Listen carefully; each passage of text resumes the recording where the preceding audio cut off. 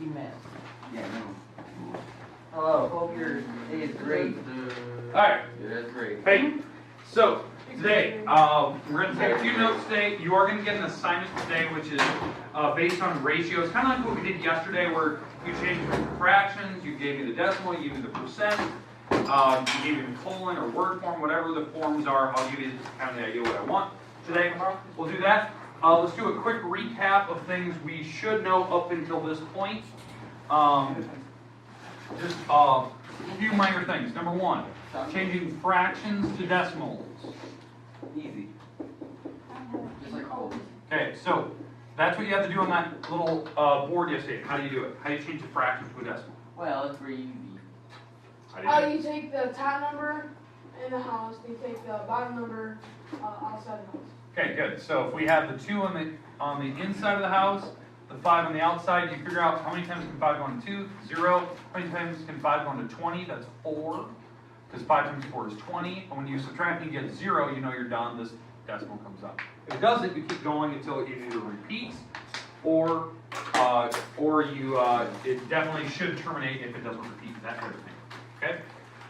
Next, how do we change a decimal back to a fraction? How do we do that? What do you remember? So let's say I had the number 0.25. How do we change that? Crap, I remember. You, Oh, the 25 okay, is on the top, I agree. and then it's 100 on the bottom. 100 on the bottom. Let it be minus 1. Yep. It's 100 because the idea is that there's two numbers. There's two numbers behind the decimal, so there should be 2 zeros on the bottom. It's not a repeating. We're not going to do the 99 rule on the bottom. If it was a repeating decimal, then you put the 99s on the bottom, but this one you put the 100 because you had 2 numbers. If there was 3 numbers, you'd have 1,000 on the bottom. Does that make sense? Now, the problem is, how do you simplify fractions? Divide by 2. You could divide both numbers by 2. You find out what they're divided by. Figure out what they both have in common. 2. So, not 2. 50 times 2. This would be 5. You divide both by 5, I'm left with a 5.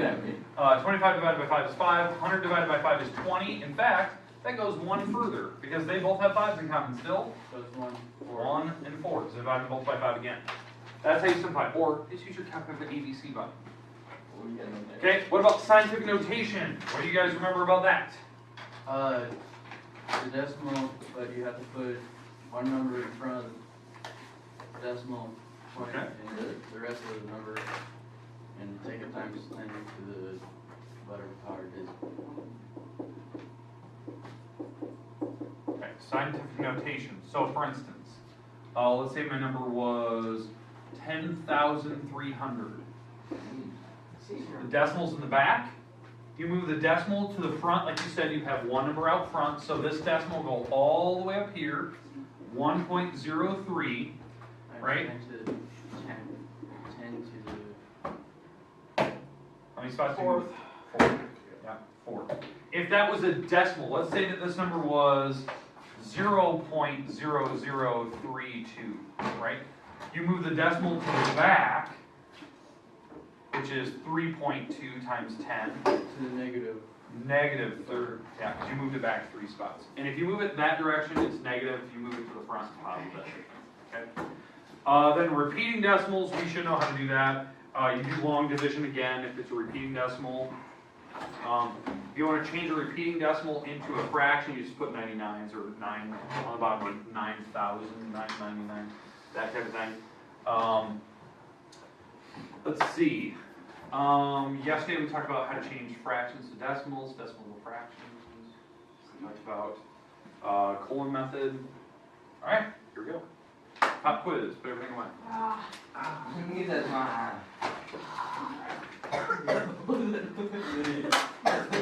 Pop quiz. Okay, if you need to borrow a calculator, grab one. If I ask you to do stuff by hand, you gotta do it by hand, but you can use the calculator to double check your work. Or look at these 2 pens and pencils I have roughly. Efficient. Hey, when you get this in front of you, make sure you put your name on it. paper, you won't need it, so put all the paper away. You better hurry. We got a little bit over there. I'm Oh, sure after no, digging no, in no, the air. Okay. Alright, let's go through, the rules here. Okay, number one, put your name on. We're gonna write the first ones in scientific notation, kind of like what we did up there. The next ones, you're gonna write the decimals in scientific notation, so kind of the same thing. 5, you're gonna have to long divide. Tell me what the answer is after you long divide. Notice the outside can't be decimal, so if the outside number is a decimal when you long divide, you have to change that. 7, rename those as fractions and simplify them. 9 and 10, make sure that those fractions turn into decimals. 11 and 12, change those fractions to repeating decimal, make sure you put the bar above them. And number 13, change that repeating back to a fraction. Everything you've done up until this point. You have the remaining part of class if you need it. I doubt you will need the entire class. So take your time, read the instructions, give me your answers, show as much work as you can, especially like on long division and stuff. But again, you can always use a calculator if you need to double check something. But the rest of the time is yours, take your time.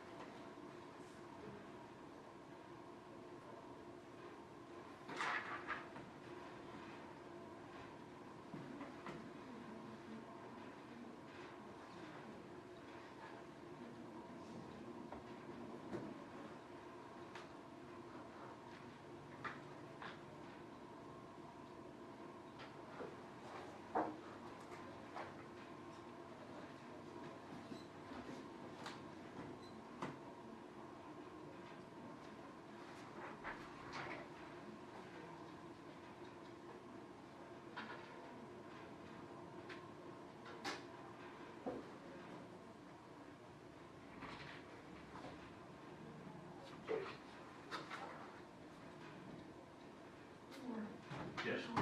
So if there's no number behind the divider, you just still have to move back. If there's